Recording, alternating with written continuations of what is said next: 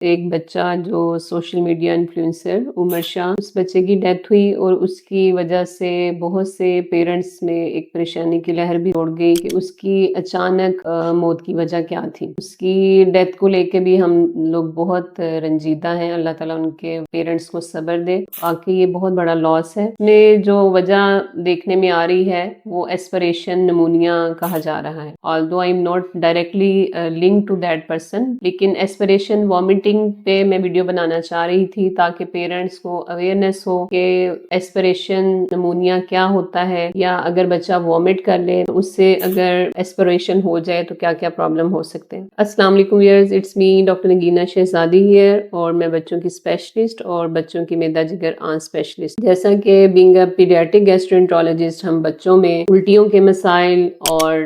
معدے کے مسائل، موشن کے مسائل، کانسٹیپیشن کے مسائل بہت زیادہ دیکھتے ہیں۔ اس میں سے ایک سب سے امپورٹنٹ پرابلم جو ہے وہ الٹی کا ہونا بھی ہے۔ اس پہ میں آلریڈی اپنی ویڈیو پہلے بھی شیئر کر چکی ہوں کہ وامٹنگ کیوں ہوتی ہے، اس کی ڈفرینٹ ایجز کے لحاظ سے بچوں میں کیا وجوہات ہوتی ہیں، لیکن آج اسپیسیفکلی ہم ڈسکس کریں گے کہ ایسپریشن نمونیا کیا ہوتا ہے۔ اس میں بیسیکلی جب بچہ فورسفلی وامٹنگ کرتا ہے کہ اگر آپ زور لگا کے وامٹ کریں، یا آپ نے بچے کو اس پوزیشن میں لٹایا ہوا ہے کہ وہ لیٹا ہوا ہے اور اسی کنڈیشن میں آپ اس کو فیڈ کروا رہے ہیں، یا آپ کے بچے کو آلریڈی کوئی کنجینیٹل پرابلم ہے جس کی وجہ سے اس کی جو نگلنے والی صلاحیت ہے اس میں پرابلم ہے، وہ یا تو مسکولر ایشو ہو سکتا ہے یا کوئی نیورولوجیکل ایشو ہو سکتا ہے، جس کو ہم مایوپیتھیز بھی کہتے ہیں اور نیورولوجیکل ڈس آرڈرز بھی کہتے ہیں۔ یہ وہ بچے ہیں جن کو پیدائشی طور پہ ہی مسلز کا مسکولر ایشو، مایوپیتھک ایشو ہے، یا نیورولوجیکل یعنی برین میں پرابلم ہے، وہ نروز جس نے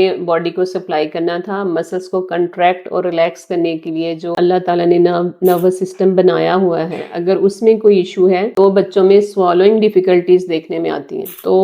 اگر فیڈنگ ڈیفیکلٹیز بچوں میں ہم دیکھیں، جیسے کہ نیورولوجیکل ڈس آرڈرز ہیں جس میں سیریبرل پالسی بہت کامن ہے، سی پی چائلڈ جو ہوتے ہیں، اسی طرح جو مایوٹونک ڈسٹرافیز ہیں، کنجینیٹل مایوپیتھیز ہیں، اسپائنل مسکولر ایٹروفیز ہیں، پولیو ہے، یا جی بی ایس ہے جس میں کرینیل نروز انوالو ہو جاتی ہیں، یا وہ بچے جو مینٹلی ریٹارڈڈ ہیں اور سیریبرل ایٹروفی ہو چکی ہے، جن کا دماغ چھوٹا ہے، مائکروسیفلی ہے، تو ان بچوں میں یہ سوالوئنگ ڈیفیکلٹیز پائی جا سکتی ہیں اور ان میں ہمیں زیادہ کیئرفل ہونے کی ضرورت ہے۔ دوسرا یہ کہ اب یہ پرابلم ہوتی کیوں ہے، اگر ہم دیکھیں، اگر ہم ڈرا کریں تو باڈی میں جو آپ کا گیسٹرو انٹسٹائنل سسٹم ہے اس میں سامنے جو ہے خوراک کی نالی ہے، اور اس کے پیچھے جو ہے بالکل وہ ٹریکیا ہوتا ہے، سانس کی نالی۔ ان دونوں کی جو اوپننگ ہے گلے میں کمبائنڈ ہوتی ہے، یعنی اگر آپ اللہ کی طرف سے سسٹم ہے، جب آپ سانس لیتے ہیں یا جب آپ بولتے ہیں تب آپ کے ووکل کارڈز کھلتے ہیں، اور اس کے نیچے لیرنگس ہے، لیرنگ سے نیچے ٹریکیا ہے، ٹریکیا سے آگے لنگز ہیں جو سانس کی نالیاں ہیں۔ دوسری طرف پیچھے کو جو ہے وہ خوراک کی نالی ہے، جب آپ کھانا کھاتے ہیں تو خوراک کی نالی کھلتی ہے اور سانس کی نالی بند ہو جاتی ہے۔ لیکن اگر آپ اچانک سے جلدی میں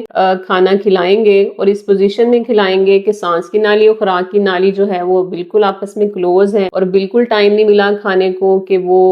خوراک کی نالی میں جاتا اور سانس کی نالی کو بند ہونے کا ٹائم نہیں ملا، تو اس کنڈیشن میں سانس کی نالی میں خوراک کے جانے کا خطرہ ہوتا ہے، اور اگر اس میں تھوڑی سی بھی سیکریشنز، کوئی بھی تھوڑے سے بھی فوڈ پارٹیکلز خوراک کی نالی سے سانس کی نالی میں چلے جائیں تو یہ بہت ریپڈ اور ڈیواسٹیٹنگ اور ڈینجرس کنڈیشن ہوتی ہے، جس کی وجہ سے بچے کو ایسپریشن نمونیا ہوتا ہے اور بچے کی سڈن ڈیتھ بھی واقع ہو سکتی ہے۔ Thank you so much.